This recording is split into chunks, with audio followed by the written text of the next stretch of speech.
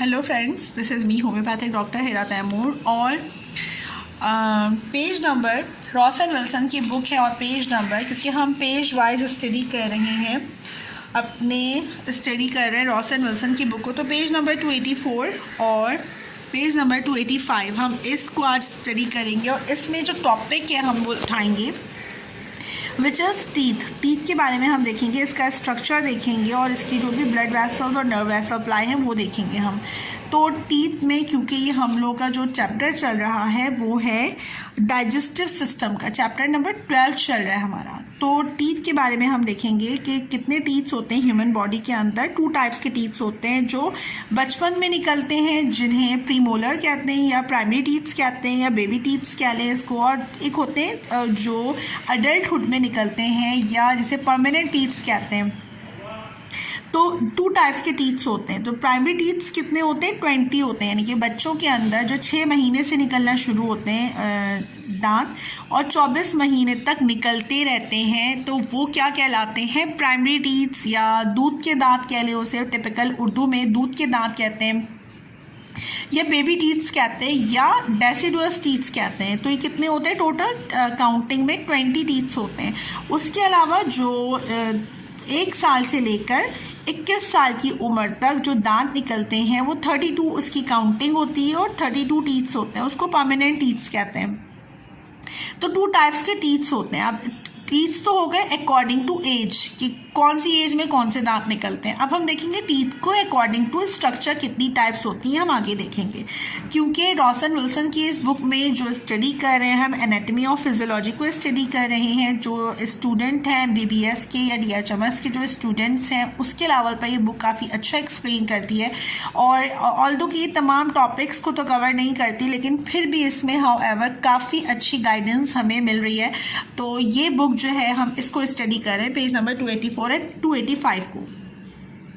तो टीथ्स को देखते हैं। तो teeths are embedded in the alveolar और socket of the alveolar bridges of the mandible, जिसे हम नीचे का जबड़ा कहते हैं या लोअर जॉ कहते हैं, उसको मैंडिबल कहते हैं। एंड द मैक्सिला, जिसे हम अपर जॉ कहते हैं। मैक्सिला किसे कहते हैं? अपर जॉ को कहते हैं। Baby is born with the 2 sets होते हैं इसके, जो अपर टीथ्स होते हैं और लोअर टीथ्स होते हैं। और डेंटेशन जिसे दांत निकालने का अरसा कहते हैं, जो टीथिंग पीरियड होता है उसको डेंटेशन पीरियड कहते हैं। तो टेम्परेरी टीथ या डेसिडुअस टीथ होते हैं, तो वो किस चीज़ से रिप्लेस हो जाते हैं आफ्टर 24 मंथ्स। उनके वो दूध के दांत या जो बेबी टीथ्स हैं वो टूट जाते हैं और वो रिप्लेस हो जाते हैं परमानेंट टीथ से। तो एक एक करके वो दांत आना भी शुरू कर देते हैं। और at the birth the teeth of the both dentitions are present, immature form में मौजूद होते हैं। मैंडिबल और मैक्सिला में दबे हुए होते हैं, इमेच्योर फॉर्म में होते हैं। देयर आर 20 टेम्परेरी टीथ्स, तो 10 इन ईच जॉ, यानी कि अपर जॉ और लोअर जॉ दोनों में 10 टीथ्स होते हैं। जो डेसिडुअस टीथ्स होते हैं उसकी बात कर रहे हैं। They begin to erupt when the child is about 6 month old, यानी कि 6 महीने की उम्र से बच्चे के जो दांत निकलना शुरू होते हैं तो वो 24 मंथ्स तक जाते हैं। And should all be present by 24 month. The permanent teeth begin to replace the deciduous teeth. Deciduous यानी कि जो बेबी टीथ होते हैं वो रिप्लेस हो जाते हैं किससे? परमानेंट टीथ से। तो यहाँ पे उसको एक्सप्लेन किया गया है। क्योंकि हम पेज वाइज स्टडी कर रहे हैं इस बुक को, तो हम अच्छे खासे इसको डिटेल में देखेंगे। अच्छा, फंक्शन क्या है टीथ का? Teeth have different shapes different होती हैं। टीथ की 4 टाइप की शेप होती हैं, हमेशा याद रखो, ये 4 टाइप की शेप्स होती हैं। हर शख्स में, हर बच्चे में, हर बड़े में जो टीथ की शेप होती है वो दांतों की शेप, मुंह के अंदर 4 टाइप्स के टीथ पाए जाते हैं। ये 4 टाइप्स कौन कौन सी होती है? Incisor and canine teeths are the cutting teeths. Canine और इंसिजर, ये टीथ की जो शेप है ना, इसको देख लो, पेज नंबर 285 पर है ये। तो इंसिजर और कैनाइन टीथ जो होते हैं उनको कटिंग टीथ्स कहते हैं। ये चबाने के, इसको काटने के काम आते हैं। जो खाना हम खाते हैं उसको काटने के काम आते हैं, कैनाइन एंड इंसिजर। जो आपके वाइवा है उसमें भी ये क्वेश्चन पूछा जा सकता है। ये एक जनरल आप पॉइंट लिख लो अपने पास कि कैनाइन और इंसिजर टीथ्स क्या होते हैं, are called cutting teeths.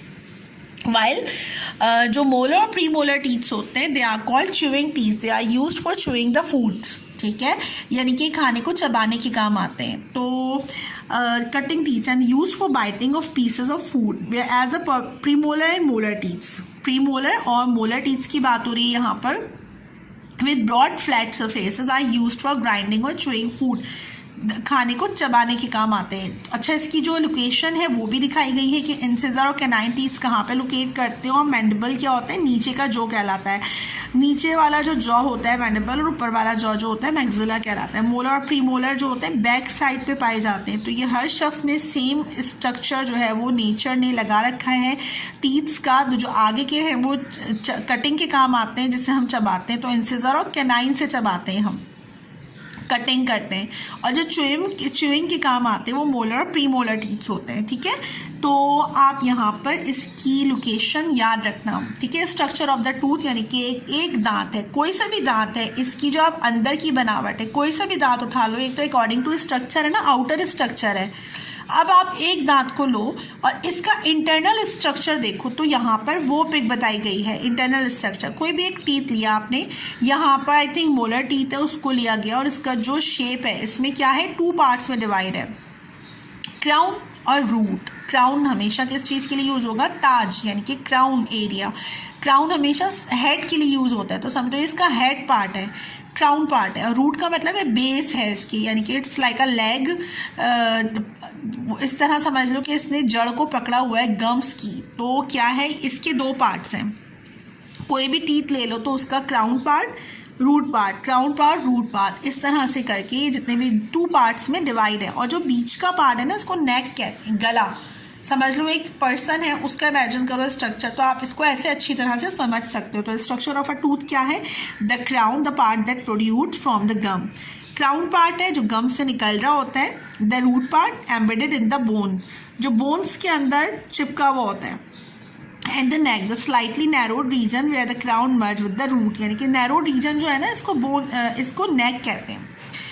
In the centre of the tooth the pulp cavity is present, which containing the blood vessels and lymph vessels and nerves, and surrounding this is a hard ivory. अच्छा देखो, इस tooth का हम structure अगर आप देखें तो इसको एक्सप्लेन अगर आप करो तो जो इसके सेंटर में ये जो पल्पी एरिया है, पल्प कैविटी पाई जाती है, इसको कहते हैं pulp cavity, containing blood vessels, lymph vessels and nerves. तो ये जो रेड और ब्लू कलर से जो बताया गया है, इसको ब्लड वेसल्स कहते हैं. जो इसका इंटरनल टीथ का जो एरिया है वो थोड़ा सा पल्पी होता है, और आउटर कवरिंग इसकी क्या होती है, हार्ड होती है. तो hard Ivory like substance called dentine. Dentine इसका बाहर का पार्ट है. ठीक है, यहाँ पर डेंटाइन पाया जाता है, और इसके अंदर पल्पी एरिया पाया जाता है, जिसके अंदर ब्लड वेसल्स पाई जाती हैं. Dentine. Outside the dentine of the crown is a thin layer of very hard substance called enamel. Enamel जो हमारे दांतों का बिल्कुल ऊपरी हिस्सा, जिसके ऊपर मैल जम जाता है, जिसे हम कहते हैं कि एनामल जम गया, जिसको हम ब्रश करते हैं तो वो साफ़ हो जाता है, लेकिन ये बार बार चिपक जाता है, तो इसको एनामल कहते हैं. लेकिन ये दांतों की प्रोटेक्शन भी करता है. जो इसका आउटर एरिया है, दिस इज कॉल्ड टीथ, जो हमें दिख रहा होता है. जो रूट है वो काफ़ी गहरी जड़ में होती है, गम्स के अंदर.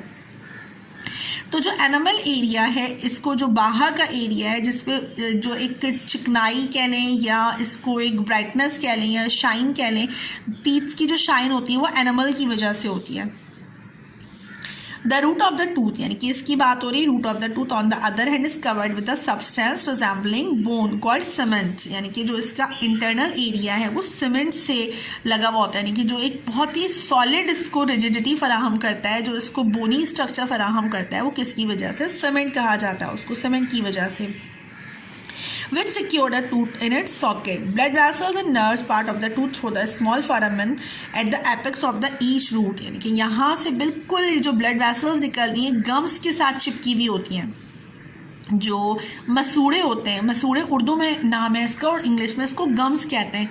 तो ये चिपकी हुई होती हैं ब्लड वेसल्स उन मसूड़ों के साथ, और जितना भी सर्कुलेशन है वो काम फराहम कर रही होती हैं.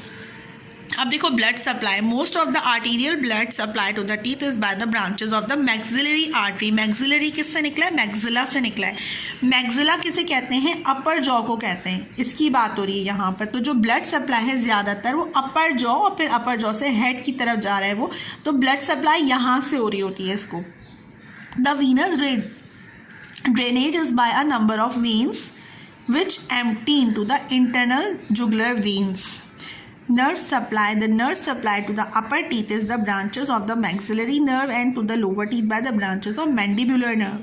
मैक्सिलरी किससे निकला है? मैक्सिला से निकला, और मैंडिबुलर मैंडिबल से निकला। मैंडिबल इसका लोअर जॉ कहलाता है। तो मैंडिबल और मैक्सिला में ब्लड सप्लाईज पाई जाती हैं, नर्व्स पाई जाती हैं। They are both branches of the trigeminal nerves. 5 cranial nerves हैं, उसके साथ ये सप्लाई होती हैं। और यहाँ पर चार्ट बताया गया है page number 285 Ross and Wilson की बुक में कि डेसिडुअस टीथ या बेबी टीथ होते हैं, उसके 2 सेट्स होते हैं ना, अपर टीथ 10 होते हैं और लोअर टीथ भी 10 होते हैं। तो जो 10 टीथ्स हैं उसकी डिस्ट्रीब्यूशन बताई गई है कि ये जो बच्चों के दांत होते हैं मोलर टीथ्स और मोलर जो होते हैं वो मोलर और प्री मोलर नहीं होते, कैनाइन और इंसिजर होते हैं। और इसी तरह से जब परमानेंट टीथ्स होते हैं तो उसकी क्या लोकेशन है और कितनी उसके 32 टीथ्स किस तरह से डिवाइड होते हैं। तो this is all about page number 284 and 85 page 285। तो इसमें टीथ्स को एक्सप्लेन किया गया है और टीथ्स के बारे में यहाँ पे स्ट्रक्चर बताया गया है। अगर आपको वीडियो अच्छी लगी तो चैनल को लाइक और सब्सक्राइब कीजिए। डाइजेस्टिव सिस्टम हमारा टॉपिक चल रहा है, जब हम ये कवर कर लेंगे पूरा ईच एंड एवरी टॉपिक को, फिर हम इसको कंबाइनली देखेंगे डाइजेस्टिव सिस्टम किस तरह से वर्क करता है, एनाटॉमिकली और फिजिकली।